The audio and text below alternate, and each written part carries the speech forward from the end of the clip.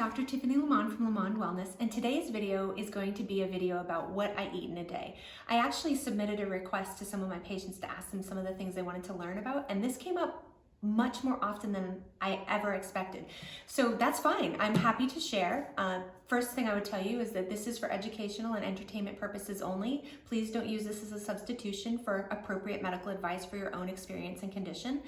And then also keep in mind, I'm not perfect, I'm human too, but I will be completely transparent. This is literally what I'm eating today. I'm not substituting anything because it's on TV. So we'll kind of take a look at it. And at the end of the video, I'll sort of give you a summary of what I maybe thought I could have done better or what I think I did well and some ideas for you guys to help improve your overall health and wellness. Okay, so I'm gonna go over my breakfast for today. So this is my breakfast for today. And these are bars that we make in my house. And I'm gonna put a basic recipe in the description box below with some ratios, like how many cups, etc. But I'm gonna tell you, and then I'm gonna give you options how to modify it, but I'm gonna tell you what's in this particular bar. So the base ingredient is oats, honey, and peanut butter. You could use a different nut butter. You can use almond butter, cashew butter as the base as well. And then this particular one has chocolate chips. This happens to be Ghirardelli chocolate chips, but you could use any ones that you want. Chia seeds, hemp hearts, flax meal, ground up flax meal, cinnamon, unsweetened shredded and dried coconut, and dried apricots and pecans that are chopped. They're delicious. They're pretty calorically dense, but it has a pretty decent ratio of fat, protein, carbohydrate. It's heavier on probably the fat and carbohydrate than protein, but you're getting a little bit from, say, the peanut butter and from the pecans. So that's my breakfast. And then this is a green tea. So there's nothing in it. It's just plain old green tea that was made with hot water. It has a tea ball. If you look closely, honestly, it looks a little bit like urine. It's not though. And it has these little floaties of green tea leaves in it. They're fine for you.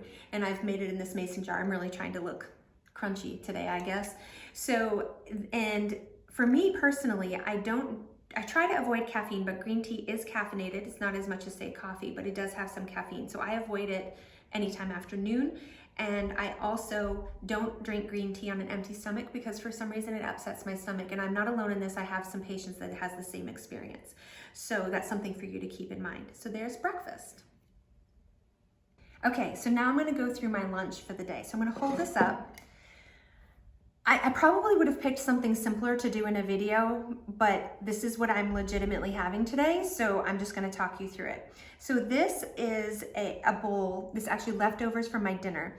This was kind of made with, last night it had rice noodles, it was kind of like a pad thai, but this doesn't have that. So there's some chicken and some egg, and this has all been stir fried or is raw. Brussels sprouts, some multicolored tomatoes, chives. I made the sauce. The sauce has in it coconut aminos, ground ginger, fresh ground ginger, a little bit of honey, some water, and garlic, chopped up garlic. Let me see, did I forget anything? I think that's everything. And then on the side, I have a bowl of baby arugula, and which I think I might actually just put the dish on top of and eat like that. And if I decide not to, I have some salad dressing here. And I would say this salad dressing is moderately okay. However, to be fair, like most salad dressings, let's see, third ingredient, sugar, which I don't like. I normally make my own, but this is what's in the refrigerator at work. It's a garlic vinaigrette. So that is my lunch. Okay, and my snack for today, this is a miniola. So I went to the Your DeKalb Farmers Market this weekend and I got a bunch of really interesting stuff. I got a guava, I got a bunch of fruits and vegetables that are a little bit harder to find in a regular supermarket, and a miniola was something that I got, and that's gonna be my snack today. So this is the third and final meal of the day, and what was included today. So this is spinach that is cooked with garlic and butter or butter flavored oil, I can't remember which.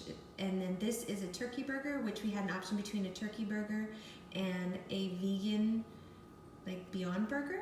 And And then this over here is sweet potatoes, beets, multicolored little potatoes, onions that are roasted. And I believe inside the turkey burger was Worcestershire sauce and garlic. And then this was salt, pepper, and olive oil. And so that is meal number 3 today. Okay, so I wanted to take a little bit of time to go over what I ate in a day and kind of give you just a candid sort of analysis of what I think I did well, what I think I could have done better, and just some tips for you guys moving forward. So first of all, one of the things that I would tell you is that I started eating quite late in the day. So I consider this an area where I generally need to improve. I really struggle with eating breakfast. I think I mentioned this earlier. I struggle with it for a number of reasons, but one of the reasons is also because I don't feel particularly hungry in the morning. I don't generally force myself to eat. However, there are times when I feel like it's been long enough that I want to eat something small just to make sure that I'm getting enough nutrients throughout the day. So this was one of those days where I ate quite a lot later, and that sort of pushed back all of my meals of the day. I think another thing that I could have improved upon, and I can improve upon in general, is the days where I'm at work, which this is one of those days. I don't know if you can tell from the scrubs, but one of those days where I'm at work and I really struggle with eating a proper lunch or sitting down and doing it and being mindful and attending to the eating itself.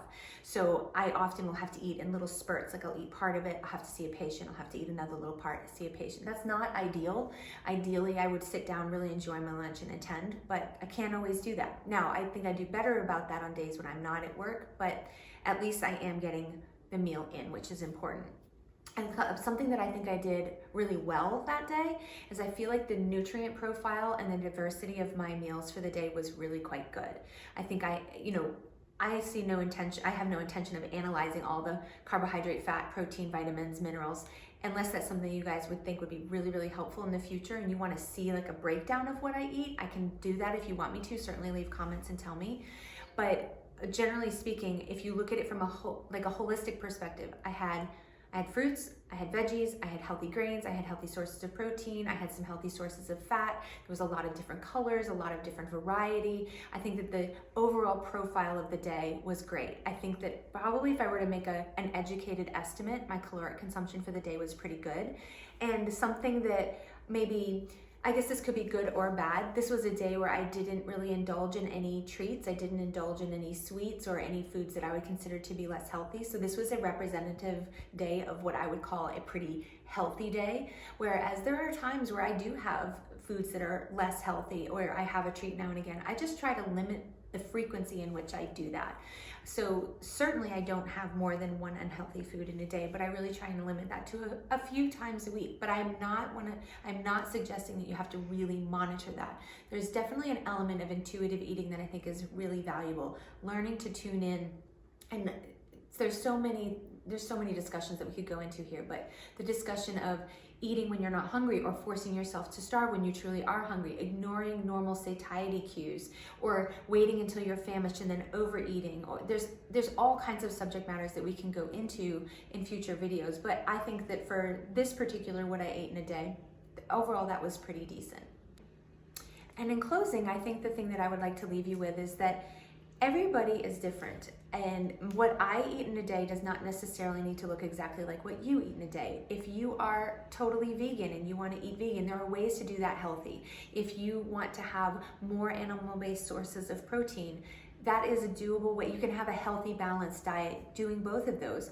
But what I would encourage you to do is eat, if you can, increase your consumption of real food. What I mean by real food is food how it is minimally processed, mostly plants, fruits, vegetables, good sources of healthy carbohydrates, healthy sources of ethically sourced meat and proteins if you so choose to eat those, and really try and avoid foods that I call fake foods. Foods that have a shelf life that is longer than your shelf life. If you can put it in a box and it's gonna last by into your children's when they graduate from high school, that's probably not the healthiest food that you can be eating. And I see a lot of people eating a lot of really fake foods, highly processed foods.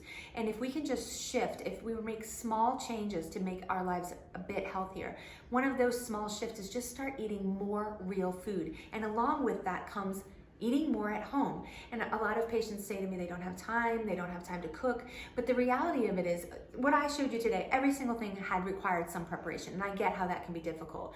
But that same quality could have been had if, let's say you don't have time to make a dinner. Why can't you have an apple, some peanut butter on that apple? You can combine that with, a grilled chicken breast. You can have, take some carrots and hummus. It doesn't always have to look exactly the way that you think a meal should look. Additionally, in America, we tend to eat our largest meal at the end of the day. In other cultures, that is very uncommon. You don't have to necessarily eat the way your culture has always predetermined that you think you should.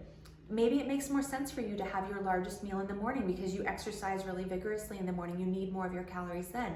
Maybe it makes more sense for you to have your largest meal in the middle of the day because you're looking for energy throughout the middle of your day and not necessarily right before you go to bed. Maybe you eat dinner really late, so you tend to eat a lighter dinner. There's a million different ways to have a healthy nutrition and healthy lifestyle and healthy diet, but it doesn't always have to look like mine. These are just how I did it that day, and these are also just suggestions in ways that maybe you can start to shift slightly toward a healthier diet. And I hate the word diet, actually. Healthier nutrition, healthier habits, so that you can really live the life that you want to live and have meet the goals that you're really trying to meet.